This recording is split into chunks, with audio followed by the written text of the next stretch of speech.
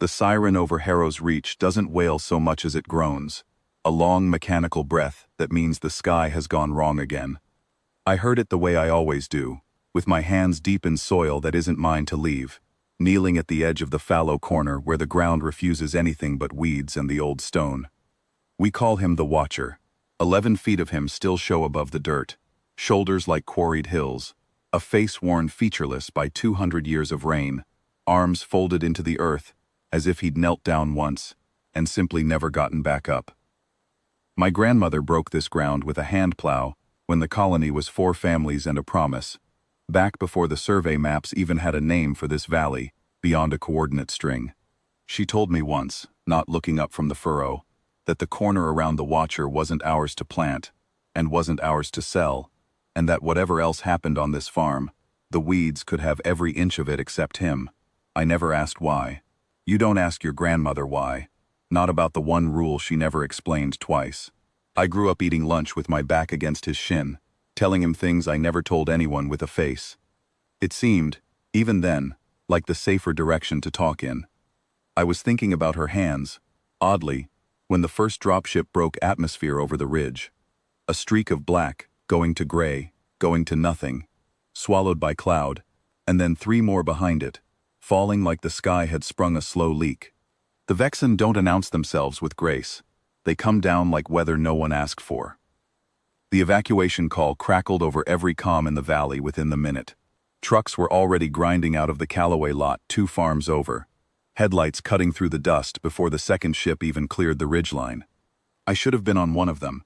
I had 30 seconds of good sense telling me to run for the truck, and 40 years of someone else's stubbornness telling me to get the goats out of the lower pen first, and somewhere between those 2 voices, I ended up not running at all. By the time the tree line at the property's edge started smoking, Vexen walkers, 3 of them, picking through the windbreak like they were looking for something worth burning twice, I wasn't thinking about the goats anymore. I was thinking about the one place on this farm that had never once flooded, burned, or given an inch to anything, including me. I ran for the Watcher. I don't know what I expected. Cover, maybe. A windbreak made of 200 years of weathered granite instead of pine.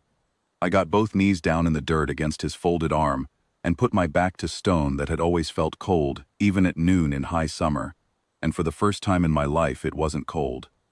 The ground under me hummed, not shaking, humming, low and even, like something enormous clearing its throat after a very long silence. I felt it before I understood what I was feeling, and by the time I looked down I could already see the light, thin gold lines tracing up through hairline cracks in the stone, that I had always taken for nothing but weather, threading along his folded forearm, climbing toward the shoulder, finding their way under 200 years of moss-like water finding the lowest ground. I should have run then. I didn't. I want to be honest about that. It wasn't courage, not at first. My legs simply stopped answering me. I knelt there with my hand flat against a seam of light splitting open under my palm and watched a hill-sized arm I had grown up calling a boundary stone unfold itself out of the dirt, like it had all the time in the world, even with 3 Vexen walkers closing on the tree line 40 yards out. He rose the way old things rise, not fast, not desperate, but final, the way a decision rises once it's already been made. Soil sheeted off shoulders that had held the weight of every harvest I'd ever brought in beside them, without my knowing it. His head came up last, and where I expected a face, there was only that same worn smoothness, until a seam split down the center of his chest, and the light came through it instead. Not a weapon's light, not fire. Recognition has its own color, and I had never seen it before that morning. It was pale gold, patient, and it was pointed at me. The walkers on the ridge stuttered to a stop. I'll remember that longer than almost anything else. 3 machines built to end things, simply stopping, the way you stop talking when someone walks into a room you didn't expect them in. Mara Calloway saw it too. I found that out later, from her own mouth. She'd doubled back for a second truckload of seed stock, and caught the whole rise of him out of the corner of her eye, gold light climbing a shape she'd driven past her entire life, without once slowing down to look at. She told me she stood at her tailgate with both hands over her mouth and didn't move again until he was fully upright, the way you go still in front of weather, too big to outrun, and somehow not afraid of anymore. She never did get her seed stock. She said it didn't seem to matter much after that. The voice that came out of him wasn't loud. I had braced for thunder and got something closer to stone settling, old and unhurried, each word given the weight of something that had waited a very long time to spend it. "We have waited for our queen." I laughed, almost. A short, broken sound, because it was such a foolish thing to say to a woman in field boots, with goat feed still on her hands. He didn't laugh. He didn't say it twice either, the way you don't repeat the truest thing you know. He told me the rest plainly, the way he'd clearly decided long ago he would, if he ever got the chance. He wasn't bound to blood. The settlers who buried him in this corner hadn't left a crown in the ground, only an oath, that whoever stood this ground when the sky finally turned wrong, whoever stayed when staying made no sense, and leaving made every kind of sense, would be the one the line answered to. Not born to it, earned into it, the only way anything that mattered on this farm had ever been earned, by not letting go of the dirt.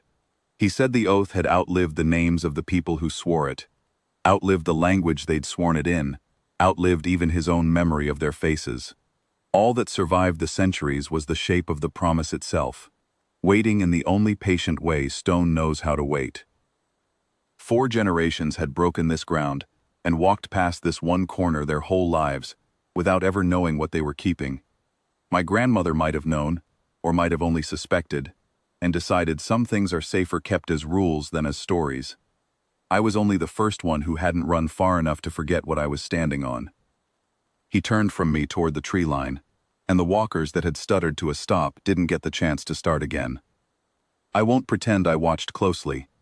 I kept my eyes mostly on the dirt and the goats I still hadn't gotten free. Because that part of it, the part where 200 years of patience finally got somewhere to go, wasn't really mine to watch. It was his. I'd only been the reason he finally could. By the time the colony trucks came grinding back up the valley road past noon, the smoke was gone, and the tree line was standing, and so was he, taller now, planted at the field's edge instead of buried inside it, facing outward instead of folded in on himself, the way a thing stands once it has finally decided where it belongs. Mara was the first one out of her truck. She didn't ask me what happened. She just looked at him, then at me, then went quiet in a way I'd never once seen her go quiet, and started unloading the seed stock she'd never gotten to deliver, like the day had simply decided to go on being a workday after all. Nobody in Harrow's Reach asks me anymore why the weeds can have every inch of that corner except him. They've started asking me something else instead. What he is, what I am to him now, whether the Vexen will come back and find him waiting a second time. I still don't have a better answer than the one my grandmother never gave me twice. Some ground isn't yours to leave. You only find out what it was keeping when you're the one who finally stays. I plant around him still, every spring, same as she did. Same as her mother before that. I just don't call it weeding anymore. I call it keeping the promise tended, the way you'd keep anything alive that's old enough to have earned the care,